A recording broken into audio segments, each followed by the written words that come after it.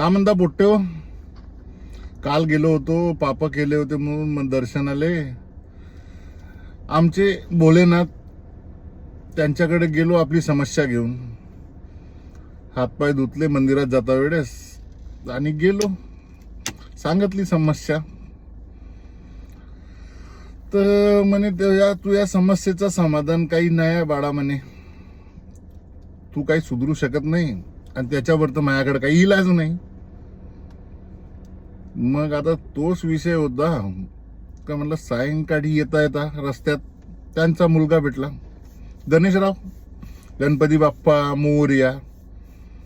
त्यांना विचारलं, ते म्हणताय का सध्या तुमच्या या वर्षात काही नाव नाही, पुढची जेव्हा जशी यादी लागेल त्यावेळेस सांगतो म्हणले ते, तुमचं सुधारण्याचं काही आहे का ऑप्शन.